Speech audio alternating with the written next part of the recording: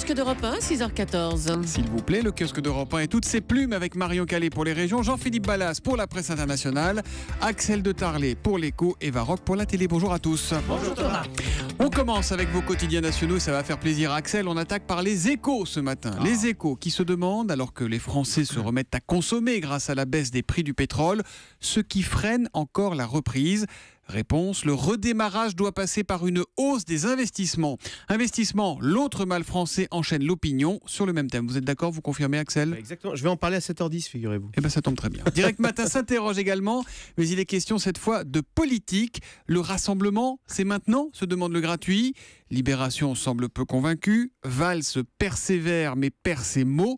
Déterminé à ne pas changer de cap malgré la défaite, le Premier ministre n'a pas su rassurer hier les députés socialistes. Don d'organes, le débat est relancé. C'est la une de La Croix cette fois, alors que le projet de loi santé veut renforcer le principe du consentement présumé. Je vous cache pas que ce matin, il faut être vigilant en lisant la presse pour éviter de glisser sur un poisson d'avril. À ce propos, un petit papier très instructif dans 20 minutes. Le poisson d'avril reste au sommet de la vague, ça c'est le titre du papier.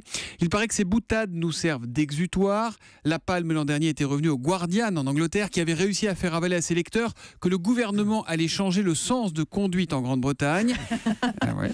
Et l'on apprend qu'aujourd'hui, à la gare du Nord à Paris, la SNCF va organiser un concours d'annonces loufoques. Peut-être du genre votre RER arrivera à l'heure à la voie B. Non, là, non, plus c'est gros, plus ça passe, mais là quand même, il y a des limites. Marion Calais, quelles sont les unes les plus marquantes dans la presse quotidienne régionale ce matin ? Il y a notamment cette enquête à la une du Maine Libre sur les conséquences de la réforme territoriale, les conseils généraux qui vont devenir conseils départementaux. Et ce changement va coûter cher, nous dit le quotidien du Mans, entre 500 000 et 1 million d'euros. Voilà ce que ça va coûter. Pour un logo, exactement. Puis pour changer, vous voyez, conseil général de la Sarthe, écrit sur les bus, par exemple, et bien tout ça, il va falloir changer. Amis de la Cour des comptes, si vous nous écoutez, c'est bon pour votre rapport de l'année prochaine. Voilà, donc c'est le coût pour la collectivité. Une question également à la une du Midi Libre. Où es-tu, Lucas ? Le journal qui s'inquiète toujours pour le jeune garçon de 16 ans disparu depuis 2 semaines. Aujourd'hui, ce sont ses amis qui témoignent dans le journal de Montpellier. Et puis un titre qui fleure bon, le poisson d'avril. C'est en première page de la Provence. Je vous le livre tel que je l'ai vu ce matin. De la F1 bientôt sur le Vieux-Port. Point d'interrogation. Oui, on peut le garder, je pense, le point d'interrogation.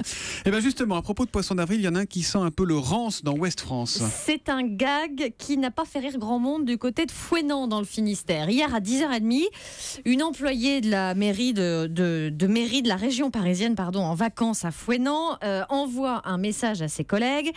Je suis à la poste de Fouesnant, il y a une prise d'otage. Alors, je sais pas vous, mais moi, personnellement, un collègue m'envoie ce genre de message. Petit 1, je m'inquiète. Petit 2, éventuellement, j'appelle. Petit 3, j'appelle la police ou la gendarmerie dans le cas présent. Et c'est ce qu'ont fait les 10 collègues, mettant en alerte une trentaine de gendarmes venus de Quimper qui ont quadrillé tout le secteur, car près de la poste à Fouesnant se trouve la mairie. Déploiement inutile, les gendarmes ont pu le constater avant d'être prévenus du canular. L'employé de mairie n'a pas été interpellé, mais elle est convoquée d'ores et déjà à la mairie de Fouesnant, précise Ouest France. Je vais lui redire ce que me dit souvent mon fils. Papa, les blagues, ça doit être drôle. Voilà, c'était raté. La presse internationale, Jean-Philippe Ballas ce matin, les États-Unis et une loi qui fait beaucoup de bruit dans l'Indiana. Racontez-nous. Oui, une loi ratifiée par un gouverneur républicain et qui, pour faire simple, interdit l'entrave à la liberté religieuse d'un individu. A priori, pas grand-chose à dire. Sauf que les voix sont de plus en plus nombreuses pour dénoncer les risques cachés dans ce texte, risque de discrimination contre les homosexuels. Oui, parce que cette loi permettrait en effet aux entreprises de refuser des clients gays au motif que cela pourrait heurter les convictions religieuses des employés. Donc on imagine que ça suscite un vrai débat, ça, aux États-Unis, non ? Pour le moins, il y a le patron d'Apple, Tim Cook, en personne, votre ami Axel, qui a publié une tribune dans le Washington Post.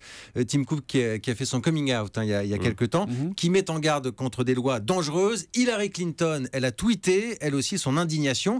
Et puis, dernier épisode en date, spectaculaire, c'est la une de l'Indianapolis Star, grand quotidien de l'Indiana, qui vient de sortir une première page qui a fait le tour du pays. Il est écrit en capitale géante sur fond noir « Fix this now » en français, « Réparez ça maintenant ». Juste en dessous, il y a un édito très alarmiste et sans concession qui est destiné au gouverneur. Il est écrit « Nous sommes à un moment critique de l'histoire de l'Indiana. Nous risquons notre image, notre réputation, celle d'un État qui a toujours accueilli les gens dans leur diversité. Nous mettons en péril nos efforts pour reconstruire notre économie, attirer les talents et améliorer la qualité de vie de millions de personnes. » Ça ne rigole pas et le journal continue sans détour. Ce texte de loi a déjà causé d'énormes dommages. Gouverneur, l'Indiana est en état de crise. Vous devez agir avec courage et sagesse. Bon, mais alors qu'est-ce qu'il répond le gouverneur, Jean-Philippe ? Eh bien, figurez-vous qu'il a cédé, les amis. Et ça s'est passé il y a quelques heures lors d'une conférence de presse. Il a annoncé que sa loi serait amendée en précisant bien qu'elle interdirait toute discrimination. En tout cas, le débat n'est pas clos aux États-Unis parce que ce genre de loi existe dans d'autres États.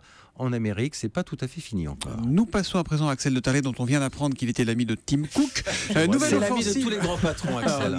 Nouvelle offensive de Renault dans le haut de gamme, c'est dans les Échos ce matin. Alors on va voir si je serai l'ami de Carlos Ghosn. Alors c'est vrai que Renault a essuyé pas mal d'échecs dans le haut de gamme. Je ne sais pas si vous vous souvenez, Velsatis, Avantime. Velsatis, c'était celle dont on ne pouvait pas ouvrir les portes dans les parkings parce qu'elles étaient très larges, hein, c'est ça ? Voilà, qui ressemblait à un corbillard. Voilà. Vous aviez aussi la Laguna 3 aussi, qui avait d'énormes problèmes électroniques. Enfin bon, bref, on ne va pas faire tous les échecs de Renault dans le haut de gamme. On a Carlos Ghosn qui nous appelle, il n'est pas votre ami. Ils reviennent, alors on va lui faire un peu de pub. Ils reviennent avec à la charge avec le nouvel espace qui sort ces jours-ci. Donc je vous le montre. Vous voyez, il ressemble à l'ancien espace.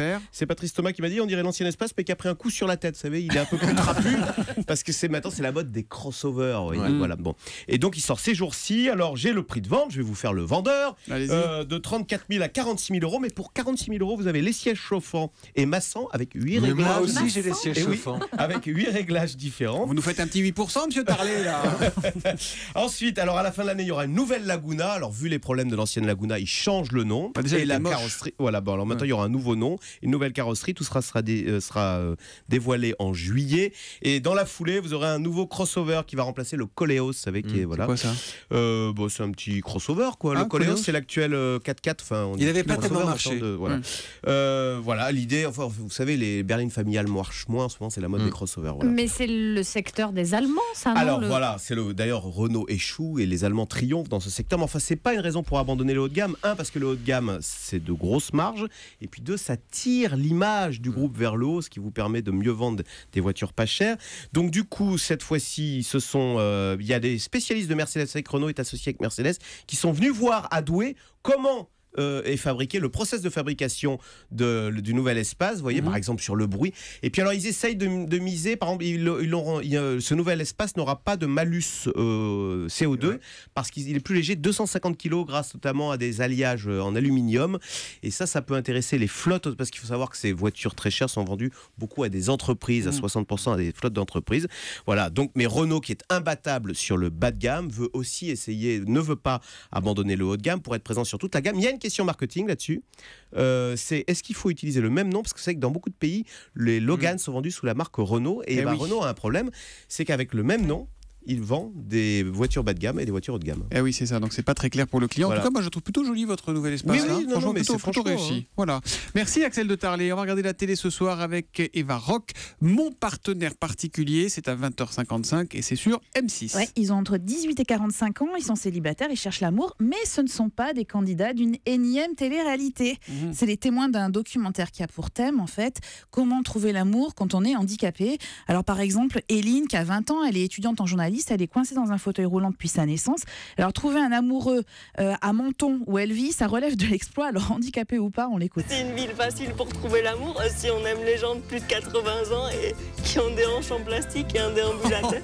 On y va. Hein. Voilà, elle manque pas d'humour, Eline. Et en fait, c'est ce qui relève dans ce documentaire. Tous, ils sont un peu comme ça, comme David. Alors lui, il est né sans bras. C'est un ancien champion paralympique. Il a eu 4 médailles d'or au JO de Séoul. Il a appris à se débrouiller avec ses pieds. Mais alors pour tout, il conduit avec ses pieds, il cuisine avec ses pieds et il a vraiment envie de rencontrer une femme. Alors il fait appel à une agence matrimoniale qui obtient un rendez-vous pour David et à quelques minutes quand même avant de rencontrer la célibataire, il fanfaronne un peu moins et il appelle sa meilleure amie. Et vous avez rendez-vous dans un bar ou un... Alors figure-toi que là je suis devant un petit feu de cheminée, petite table basse avec 2 petites chaises, le pied quoi. Pas cool, et puis tu prends pas la tête. Je croise les doigts de pied, je te dis quoi. Ça marche. Allez bisouilles. Bon, mais Évidemment, on se demande si c'est pas un peu trash, un peu voyeur, ça va pas un peu loin votre histoire pas du tout. D'abord, c'est bienveillant, c'est drôle parce que vous l'avez vu avec les témoins qui sont quand même qui manquent pas d'humour. C'est hyper émouvant, il n'y a pas de pathos et certains ont dit que c'était un programme voyeuriste. Alors d'abord, je pense qu'ils n'ont pas vu le programme. Il n'est pas question d'entrer dans la chambre à coucher de ces personnes-là. On ne voit que la rencontre. Il y a beaucoup plus d'émissions qui sont plus voyeuristes que ça. Je pense à du Confession intime par exemple. Et puis le programme a une vertu, c'est d'abord de nous mettre face aux réalités du handicap. Et je pense que si on doit avoir une gêne, c'est plutôt un problème qu'on a à régler, nous, avec notre vision du handicap, et comment on peut trouver l'amour quand on a une difficulté comme ça. Et on regardera ça. Mon partenaire particulier sur M6 à 20h55. À quoi on reconnaît qu'Eva Rock est niçoise? Elle dit pas patos, elle dit patas. C'est le patas. C'est mon handicap verbal. Rideau sur le casque.